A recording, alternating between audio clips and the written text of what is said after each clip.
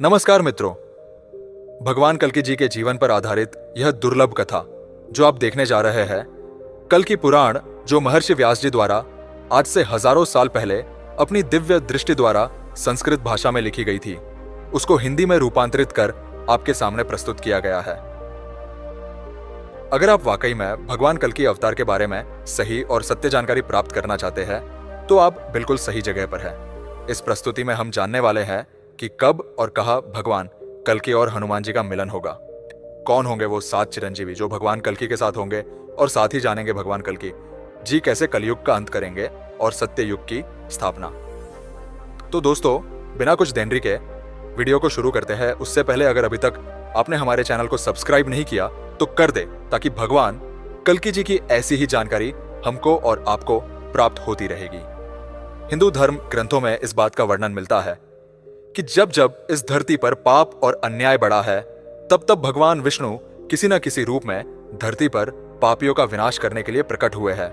वामन अवतार, नरसिंह अवतार, मत्स्य अवतार, राम अवतार, कृष्ण अवतार, ये सभी इस बात के प्रमाण हैं।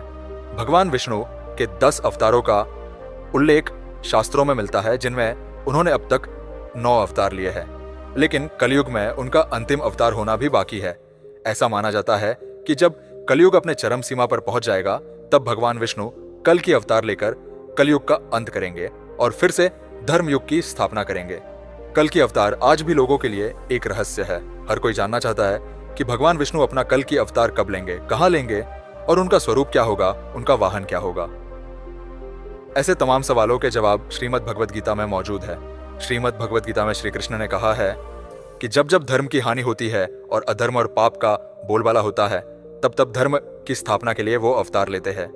श्रीमद् भगवत पुराण के 12वें स्कंद में लिखा है कि भगवान का कल्कि अवतार कलयुग के अंत और सतयुग के संधिकाल में होगा।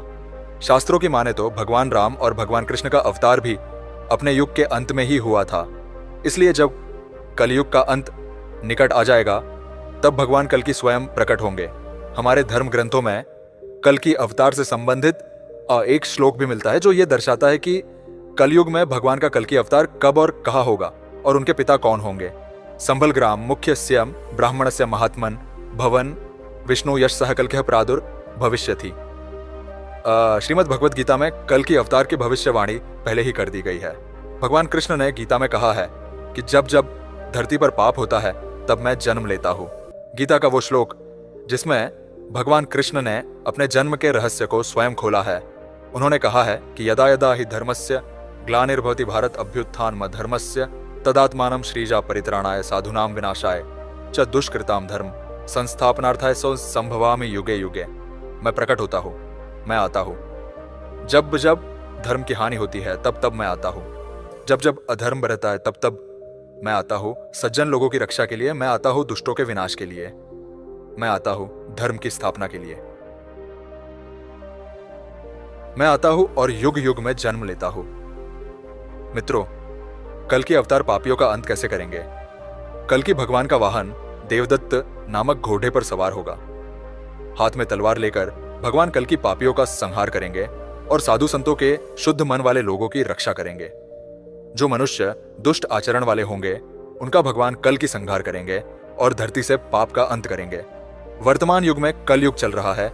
हिंदू धर्म में 4 युगों का उल्लेख मिलता है: सत्य युग, द्वापर युग, त्रेता युग और कलयुग। इन तीनों युगों से अधिक आयु कलयुग की है, इसलिए कलयुग अब भी समाप्त नहीं हुआ है। हिंदू शास्त्रों के अनुसार कलयुग की आयु 4,32,000 वर्ष तक है। वर्तमान में 5,022 साल पूर्ण हो चुके हैं और अब आप हिसाब कर सकते हैं कि अभी कितना और बाकी है। मित्रों, आगे बात करते हैं कि घोर कलयुग कब आएगा। वेदों के अनुसार घोर कलयुग तब आएगा जब धरती पर पाप बहुत ज्यादा बढ़ जाएगा, लोगों की आयु बहुत कम होने लगेगी, इंसान आपस में लड़कर जीवन व्यतीत करेंगे। इस धरती पर कुछ समय भगवान का कोई अस्तित्व नहीं रह जाएगा। सब इंसान अपने अपने काम से रहेंगे। उस समय कोई भी भगवान की पूजा आराधना नहीं करेगा।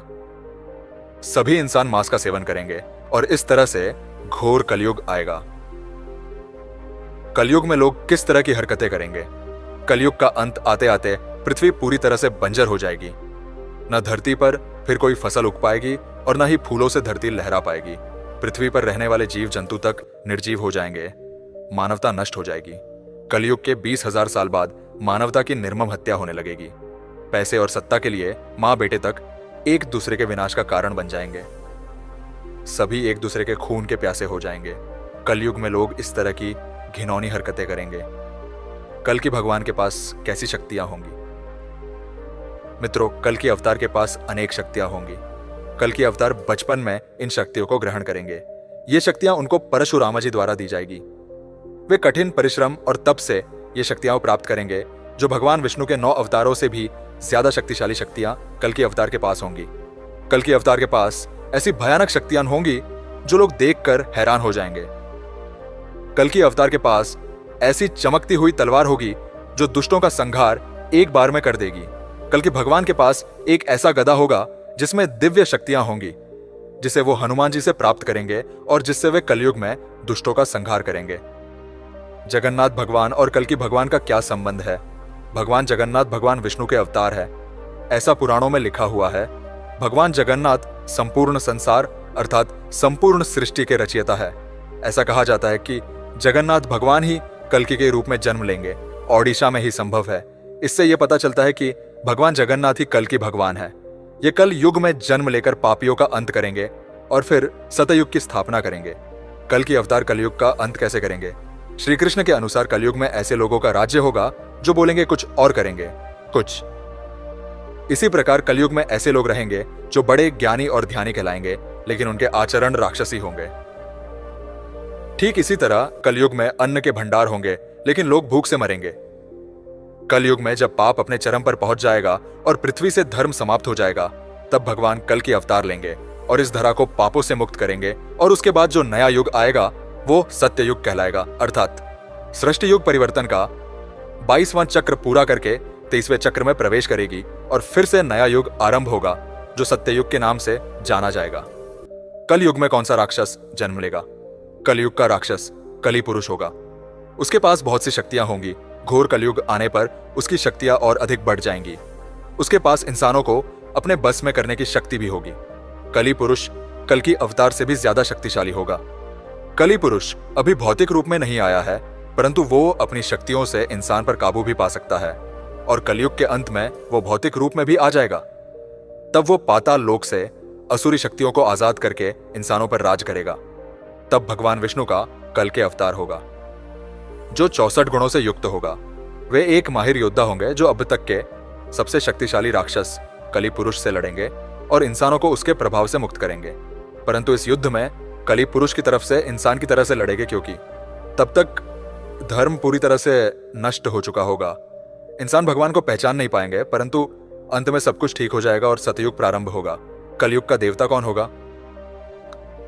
कलयुग के देवता हनुमान जी होंगे, क्योंकि भगवान श्री राम ने उन्हें वरदान दिया था कि जहां जहां भगवान राम का सुमिरन होगा तुम्हारा वही प्रवास होगा।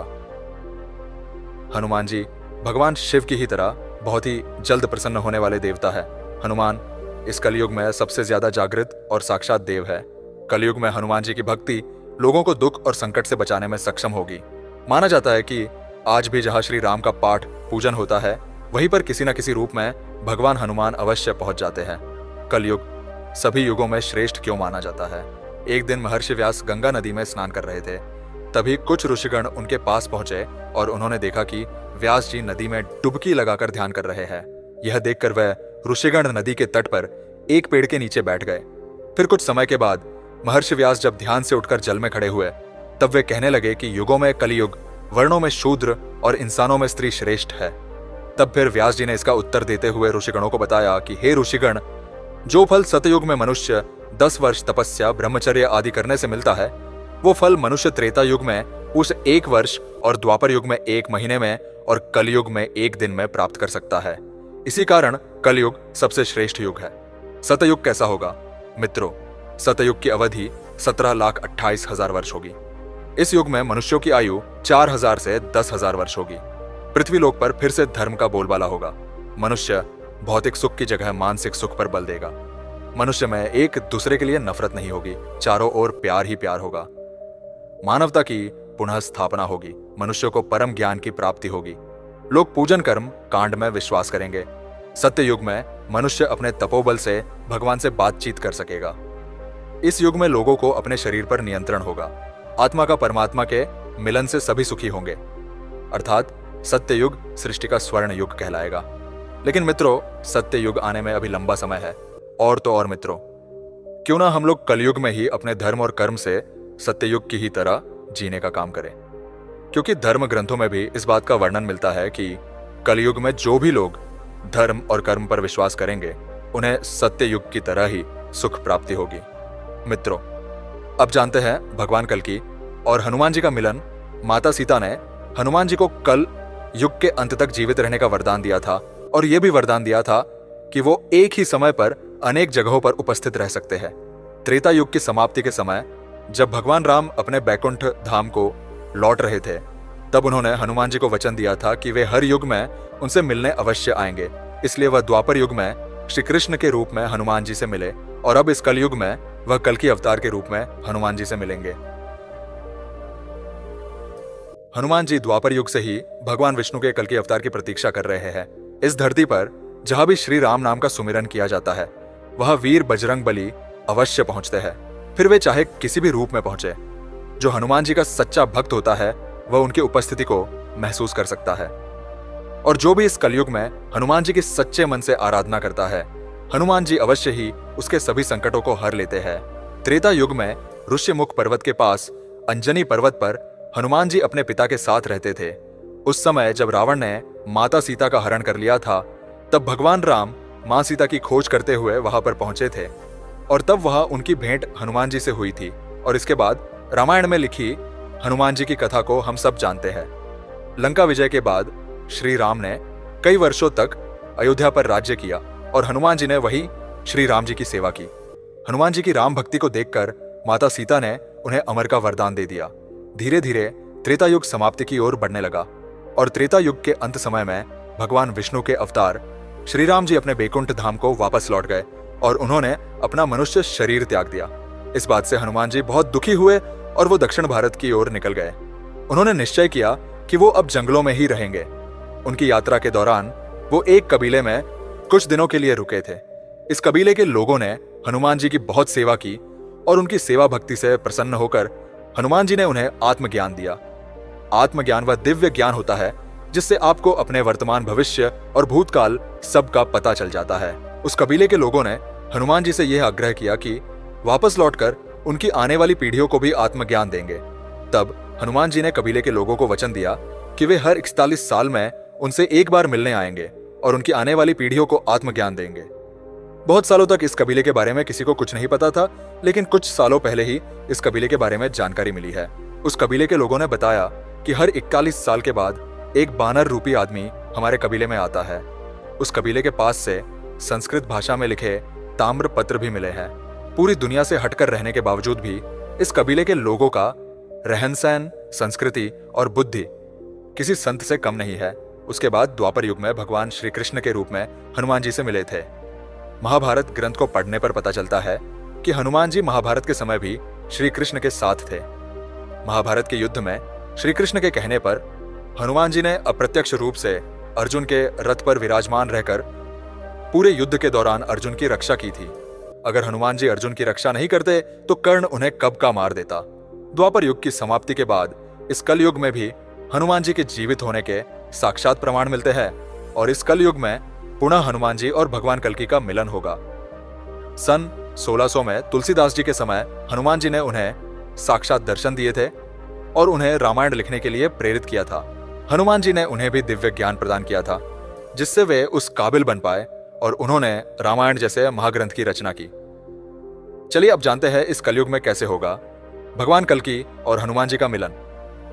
कल्कि पुराण के अनुसार भगवान कल्कि बौद्ध सेना पर विजय प्राप्त कर पिकटपुर से चक्र तीर्थ पहुंचेंगे और वहां पर तीर्थ में स्नान कर अपनी सेना सहित वही कुछ समय के लिए निवास करेंगे। तब वहां भगवान कल्कि ने कुछ मुनियों को आते हुए देखा जो बहुत डरे हुए थे। सभी मुनि भगवान कल्कि से बोले, कुतोदरी नाम की विशाल राक्षसी है जो हिमालय पर्वत पर शयन कर रही है। उसकी अत्यंत विषैली श्वास वायु से हम सब पीड़ित हो रहे हैं। मुनियों की बात सुनकर भगवान कल्कि अपनी सेना सहित हिमालय की ओर चल दिए और वहां पहुंचकर भगवान कल की उस राक्षसी का संहार करेंगे।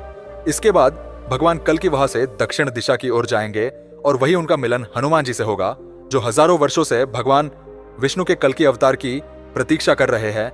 और वहीं पर सत्ययुग तथा धर्म ब्राह्मणों के बेस में भगवान कल्कि के दर्शन करने आएंगे। फिर भगवान कल्कि धर्म, सत्ययुग और हनुमान जी के साथ कलयुग के राक्षस कली के निवास स्थान पहुंचेंगे। वहां चारों ओर भूतों का वास होने के कारण दुर्गंध फैली हुई थी। वहां पर हर वृक्ष पर उल्लू बैठे हुए थे। हर घर में स्त्रियां विवाद क्लेश कर रही थी। यहाँ का हर पुरुष स्त्री का भक्त था। जब भगवान कल्कि के आने के बारे में राक्षस कली को पता चला, तब वह कली अपने वाहन उल्लू पर सवार होकर अपनी सेना सहित भगवान कल्कि से युद्ध करने के लिए नगर से बाहर आएगा। कली को आता देख भगवान कल्कि उसके साथ युद्ध करके सेना सहित कली का अंत कर देंगे, जिससे संपूर्ण पृथ्वी पर व्याप्त कली की माया, काम, क्रोध, लोभ, मोह सबका अंत हो जाएगा और फिर से एक सत्ययुग की स्थापना होगी। फिर से सत्ययुग प्रारंभ होगा। कल्कि पुराण के अनुसार जब भगवान कल्कि कली तथा कोक विकोक पर विजय प्राप्त कर लेंगे, तब वे वहां से अपने अश्व पर सवार होकर और अपने हाथों में तलवार लिए अपनी सेना सहित भल्लाल नगर में पहुंचेंगे। भल्लाल नगर के राजा शशिध्वज भगवान कृष्ण और विष्णु के परम भक्त थे। जब उन्हें भगवान कल्कि के अपने नगर में आने की सूचना मिली, तब उन्होंने भगवान कल्कि को साक्षात नारायण अवतार जानकर प्रणाम किया और अपनी सेना को लेकर युद्ध के लिए घर से निकलने लगे। तब राजा स्वसिध्वज की पत्नी सुशांता, जो भगवान विष्णु व्रत परायण थी, उन्होंने जब अपने पति को भगवान कल्कि से युद्ध के लिए जाते हुए देखा, तब वह कहने लगी, हे स्वामी, कल्कि जी तो साक्षात भगवान विष्णु के अवतार है, आप उन पर प्रहार कैसे करेंगे? इस पर राजा बोले, हे प्रिय, ब्रह्मा जी ने क्षत्रियों के लिए जो धर्म निश्चित किया है उसका पालन करना चाहिए। रणभूमि में चाहे सामने स्वयं नारायण ही क्यों ना हो, उन पर भी वार करना चाहिए। उसके बाद राजा शशिध्वज अपनी सेना सहित कल्कि भगवान से युद्ध करने के लिए रणभूमि में पहुंचे और युद्ध प्रारंभ कर दिया और भगवान कल्कि की सेना में प्रविष्ट होकर भगवान कल्कि जी की सेना के साथ युद्ध प्रारंभ कर दिया। भगवान कल्कि तथा राजा दोनों ही रण विद्या में अत्यंत कुशल थे और परस्पर एक दूसरे के कौशल को जानते थे। भगवान कल्कि के प्रहार से राजा मूर्छित हो गए और जमीन पर गिर पड़े। कुछ समय बाद राजा ने उठकर भगवान कल्कि आरोप मुष्ट प्रहार किया, जिससे भगवान कल्कि मूर्छित होकर जमीन पर लेट गए। तब राजा भगवान कल्कि को अपने कंधे पर उठाकर हर्षित होते हुए अपने घर ले गए। घर पहुंचकर वह अपनी पत्नी से बोले, हे प्रिय, देवताओं की प्रार्थना पर जो भगवान संबलग्राम में अवतरित हुए हैं, वे भगवान कल्कि मूर्छित होने का बहाना करके आज हमारे घर पधारे हैं। तुम इनका विधिपूर्वक पूजन करो। यह सुनकर राजा की पत्नी अत्यंत प्रसन्न हुई। राजा की पत्नी अता ने अनेक प्रकार से भगवान कल्कि का पूजन अर्चन किया और भगवान कल्कि से बोली, हे प्रभु, अपने मूर्छा त्याग कर हमें दर्शन दो। हे प्रभु, आपके द्वारा ही समस्त जल, पृथ्वी, अग्नि, वायु का निर्माण हुआ है। आप चराचर जगत के स्वामी हैं। हे प्रभु, हमसे कोई गलती हुई हो तो हमें क्षमा करें। और अनेक प्रकार से भगवान कल्कि की प्रार्थना करने लगी। सुशांत द्वारा की गई विनय पूर्वक प्रार्थना को सुनकर भगवान कल्कि उठे और उन्होंने अपने सामने रानी को देखा। उन्होंने देखा कि राजा शशिध्वज उनके पीछे खड़े हैं। तब भगवान कल्कि सुशांत से बोले, तुम कौन हो और ये बलवान राजा मेरे पीछे क्यों खड़े हैं? भगवान कल्कि ने कहा, मैं युद्ध भूमि से यहां कैसे पहुंच गया? भगवान कल्कि ने कहा, जब मैं मूर्छित हो गया तब राजा शशिध्वज ने मेरा वध क्यों नहीं किया? तब रानी भगवान कल्कि से बोली, हे प्रभु, यदि मेरे पति आपके प्रति शत्रु भाव रखकर आपसे युद्ध करते तो क्या वह आपको अपने घर इस प्रकार ला पाते? हे प्रभु, मेरे पति आपके दास है, इसलिए मैं आपकी दासी हूं। इस प्रकार आप प्रसन्न होकर स्वयं यहां पधारे हैं। इस प्रकार भगवान कल्कि राजा से बोले, हे राजन, आपने मुझे सभी प्रकार से जीत लिया है, आपकी क्या इच्छा है? तब राजा ने अपनी पत्नी सुशांत की प्रेरणा से अपनी पुत्री रमा का विवाह भगवान कल्कि से करने का वर मांगा और भगवान कल्कि ने इसे स्वीकार कर लिया। मित्रों, आपको बता दें, माता रमा जी माता वैष्णो देवी है। जब राजा शशिध्वज अपनी पुत्री रमा का विवाह ही भगवान कल्कि से करने लगे और विवाह मंडप में भगवान कल्कि और रमा का विवाह संपन्न हुआ। मित्रों, अब जानते हैं साथ साथ ऐसे 7 चिरंजीवी जो आज भी भगवान श्री कल्कि अवतार का इंतजार कर रहे हैं। क्या कल्कि अवतार के जन्म लेते ही ये 7 चिरंजीवी भी बाहर सबके सामने आ जाएंगे? सनातन धर्म ग्रंथों में 7 चिरंजीवियों का वर्णन आता है। उनके इतिहास के बारे में हम में से अधिकतर लोग तो जानते हैं, पर सब में यह जिज्ञासा अवश्य होती है कि अगर वो सब चिरंजीवी है तो वो कल युग में भी अवश्य होंगे, परंतु कलयुग में वो कहाँ निवास करते होंगे।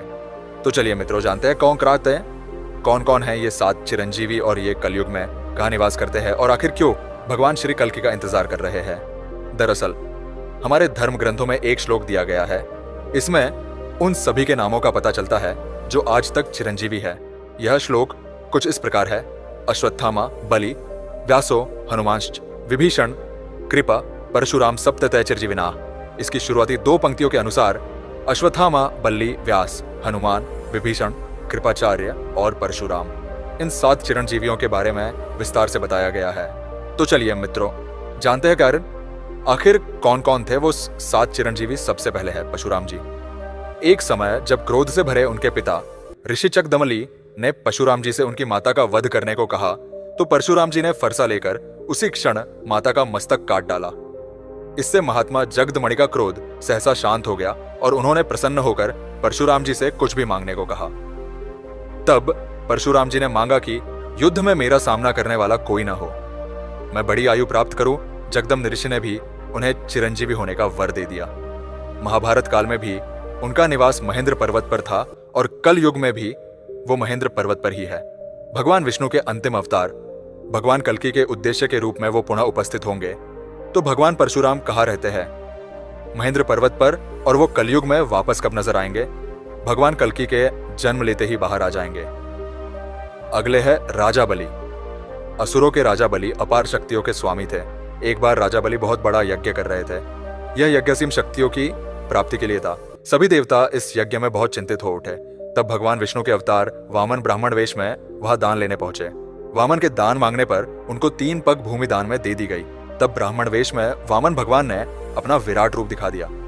एक पग में भूमंडल नाप लिया और दूसरे में स्वर्ग और तीसरे के लिए बलि से पूछा, अब तीसरा कहाँ रखूं? पूछने पर राजा बलि ने मुस्कुराते कहा, अब तो मेरा सिर बचा है। इस प्रकार भगवान विष्णु ने उसके सिर पर तीसरा पैर रख दिया और भगवत पुराण के अनुसार उसकी भक्ति से प्रसन्न होकर भगवान विष्णु ने उन्हें पाताल में सुतल लोक में बसाया था, जिसे इंद्र आदि देवता भी नहीं पा सके। इस समय सुतल लोक में बलि का आधिपत्य है और अब भी सुतल लोक में वो विराजमान है। कल युग के अंत में वह इसी लोक में रहेंगे और आने वाले मानवता यानी भगवान श्री विष्णु की कृपा से उनके कल के अवतार का साथ देंगे। अगले है हनुमान जी। बजरंग बली ऊर्जा के प्रतीक माने जाते हैं और इनकी आराधना से बल, कीर्ति, आरोग्य और निर्भीकता बढ़ती है। हनुमान जी काल चिरंजीवी है। आप जानते हैं कि हनुमान जी कहाँ रहते हैं? तो इस बात का वर्णन महाभारत के वन पर्व अध्याय में मिलता है।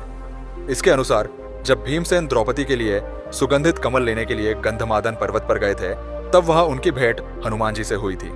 कहा जाता है कि हर 41 साल में भगवान श्री हनुमान जी श्रीलंका में मौजूद मातंग कबीले को शिक्षा देने आते हैं, यानी ब्रह्म ज्ञान देने आते हैं। अब वो आज तक इस कलयुग में जीवित है और कलयुग के अंत तक जीवित रहेंगे, क्योंकि उनके जीवित रहने का उद्देश्य सिर्फ और सिर्फ एक ही है, अपने प्रभु भगवान श्री राम को वापस पाना। और वो किस रूप में पाएंगे? वो पाएंगे भगवान श्री कल्कि के रूप में। अगले हैं विभीषण। विभीषण रावण के छोटे भाई थे और अपने भाई के ही विरुद्ध जाकर उन्होंने भगवान श्री राम का साथ दिया था। उन्हें वहां नैतिकता और धार्मिकता बनाए रखने के लिए और दुनिया भर के लोगों को धर्म का मार्गदर्शन करने के लिए इस महायुग के अंत तक जीवित रहने का वरदान प्राप्त हुआ है। उनके रामायण काल के बाद भी जीवित होने का प्रमाण हमें महाभारत में भी मिलता है। युधिष्ठिर के राजस्व यज्ञ के दौरान सहदेव विभीषण से मिले थे और विभीषण ने सहदेव को उपहार भी दिए थे। ये बात तो निश्चित है कि अगर वे द्वापर युग में भी जीवित थे तो वो कलयुग में भी जीवित होंगे। इसलिए वो कहाँ रहते हैं इस बारे में कोई जानकारी नहीं है, लेकिन हाँ, उनके भी जीवित रहने का एक ही उद्देश्य है, ताकि वो धर्म का मार्ग दर्शन कर सके और भगवान श्री कल्कि की सहायता कर सके। अगले है अश्वत्थामा। महाभारत में गुरु द्रोण के पुत्र अश्वत्थामा को श्री कृष्ण से कल्पांत तक भटकने का श्राप मिला था। कोई कहता है वह मध्य प्रदेश के अस्सीगढ़ किले में आज भी मौजूद है और यह भी कहा जाता है कि वो भगवान श्री कल्कि का इंतजार कर रहे हैं। अगले है कृपाचार्य। महाभारत में कृपाचार्य को भी अश्वत्थामा की तरह अमर बताया गया है। ये कौरवों और पांडवों के कुल गुरु थे और इनकी बहन का नाम कृपि था, जिसका विवाह द्रोणाचार्य से हुआ था, इसलिए यह अश्वत्थामा के मामा है। महाभारत युद्ध में कृपाचार्य ने कौरवों का साथ देते हुए पांडवों के विरुद्ध युद्ध किया था। लेकिन कृपाचार्य को अमृतत्व का वरदान प्राप्त है। इसलिए कृपाचार्य इस कलयुग के अंत तक रुकेंगे और एक सेनापति होने के नाते वो भगवान श्री कल्कि का साथ भी देंगे। अगले और आखिरी है महर्षि वेदव्यास। वेदव्यास जी ऋषि पराशर और सत्यवती के पुत्र थे। बाद में सत्यवती ने शांतनु से विवाह कर लिया था, जिनसे उन्हें 2 पुत्र हुए, चित्रागद और विचित्र। वेदव्यास ने ही चारों वेद, ऋग्वेद, अर्थवेद, सामवेद, यजुर्वेद लिखा है। इन्होंने ही 18 पुराणों की भी रचना की है। यानी कि अगर देखा जाए तो ये हमारे लेखक है जो अंत तक यानी कल युग के अंत तक जीवित रहेंगे, सिर्फ और सिर्फ इसीलिए ताकि भगवान श्री कल्कि के जीवन चरित्र के बारे में भी विस्तार से लिख सके कि उन्होंने किस तरह कलि पुरुष का अंत किया और उनका साथ देने कौन कौन आया, ताकि आने वाले कलयुग से सत्ययुग की तरफ जब हम जाए तो सतयुग में इस बात की चर्चा हो कि आखिर किस तरह से कल्कि अवतार ने धर्म की स्थापना की थी। मित्रों, कल्कि जी की आज की कथा में बस इतना ही। कल फिर से मिलेंगे। जय श्री कल्कि भगवान।